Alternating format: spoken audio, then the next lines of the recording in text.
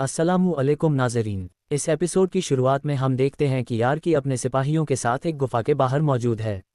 वह अपने जख्मी घोड़े को सहलाते हुए कहता है, जो फज्र से अंधेरे तक धूल उड़ाते रहते हैं, तुम इतने मुकद्दस जानवर हो कि अल्लाह ने तुम्हारी कसम खाई है। और अब मैं कसम खाता हूँ उस सफ़र की जो हमने साथ तय किया, मैं तुम्हारा इंतकाम ज़रूर लूँगा। गुफा की ओर देखते हुए वह सिपाहियों से कहता है, क्या तुम सुन रहे हो? वो मदद के लिए चिल्ला रहे हैं, लेकिन अपने दर्दनाक अंजाम से नहीं बच सकते। जब घोड़ों, औरतों और हथियारों को नुकसान पहुंचाया जाए तो कोई उसूल बाकी नहीं रहता। वह बहादुर से कहता है, मुझे खुरासान का चाकू दो। बहादुर कहता है, हुजूर चलिए साथ जाकर उनका सामना करते हैं। यहाँ के हालात सख्त हैं। यार की जवाब देता है, उन्होंने मेरे घोड़े पर हमला किया, मैं खुद इसका बदला लूँगा। वह चोगा और पगड़ी उतारता है, खंजर लेकर गुफा में दाखिल हो जाता है। दूसरी तरफ शाम में लोग सुल्तान के हुजूर पेश होते हैं। एथस कहता है, सुल्तान, अमीर सलाहुद्दीन का अब तक कोई पता नहीं चला। हमने हर कोना, हर चट्टान देखी, कबीलों को पैगाम भेजे, जासूस भेजे, लेकिन कोई निशान नहीं मिला। सुल्तान परेशान होकर कहता है, यार अब उसके दिल की धड़कन अब भी मेरे अंदर महसूस हो रही है। वह जिंदा है, सांस ले रहा है, मैं जानता हूँ। शेरक कहता है, मेरे सुल्तान, मैं भी यकीन करता हूँ कि वह जिंदा है। अल्लाह करे वह सही सलामत लौटे। सुल्तान एथस से कहता है, तलाश जारी रखो। शेरक बताता है कि वफादार अमीरों की मदद से शहवार के हिमायती लोगों पर जुल्म रुक गया है, लेकिन दरगान में रहम नहीं है।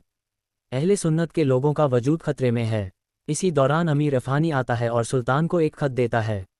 ये बादशाह माले की तरफ से है, वह आपको कुद्स में ताजपोशी के लिए दावत दे रहा है। सुल्तान कहता है, वह चाहता है कि मैं इसे मंजूर करूं और दूसरों को दिखाऊं। उधर यार की गुफा से एक कटा हुआ सर लेकर बाहर आता है और सिपाहियों से कहता है, गौर से देखो, ये है हलब का मुहाफिज। अगर कोई तुम्हारे प्यारे को नुकसान पहुंचाए तो ये याद रखना, जब शेर आता है तो गीदड़ भागते हैं। दूसरी तरफ कुएं के पास सलाहुद्दीन अयूबी को होश आता है। वह अपने कपड़ों में से एक निशान निकालता है और उस वक्त को याद करता है जब वह जंगल में बेहोश हुए थे और एक शख्स उनकी तरफ बढ़ रहा था। तभी बालन आता है और वे निशान छुपा लेते हैं।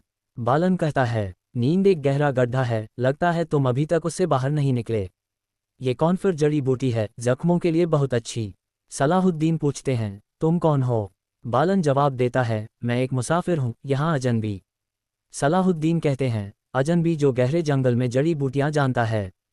बालन कहता है, मेरा जिस्म नहीं, मेरी रूह अजनबी है। दोनों अपना परिचय देते हैं। बालन अपना नाम जन्स बताता है और सलाहुद्दीन कहते हैं, मैं यूसुफ हूँ। बालन मुस्कुराकर कहता है, तुम याकूब अलैहिस्सलाम के बेटे यूसुफ की तरह खुशनसीब हो।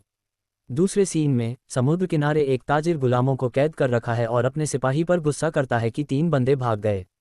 फिर मिस्र का शहर काहिरा दिखता है। वजीर दरगाह अपने सिपाहियों के साथ बाजार में घूम रहा है। वह लड़ाई के मैदान में जाता है, एक जंगजू को चुनौती देता है और उसे आसानी से हरा देता है। वह कहता है, अब से जश्न मेरे नाम से याद किया जाएगा, मुझे और मजबूत जंगजू चाहिए। इसके बाद वह एक खूबसूरत लड़की शमसा को देखता है और दिलचस्पी से कहता है, खलीफा के महल में अब असली मेला शुरू होगा।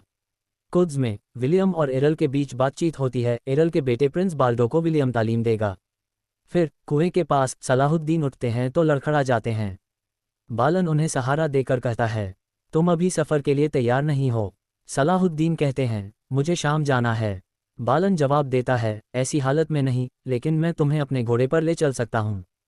सलाहुद्दीन उसके नाम यूनुस से तंज करते हैं और कुरान में हजरत यूनुस का किस्सा याद दिलाते हैं।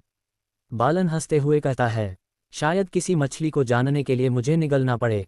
अंत में काजी फाजिल जंगी महल पहुंचते हैं और कहते हैं, सुल्तान से कहो काजी फाजिल आया है। एपिसोड यहीं खत्म होता है। लाइक करें, चैनल सब्सक्राइब करें और बेल आइकन दबाएं ताकि नए एपिसोड आप तक आसानी से पहुंचें। दुआओं में याद रखें।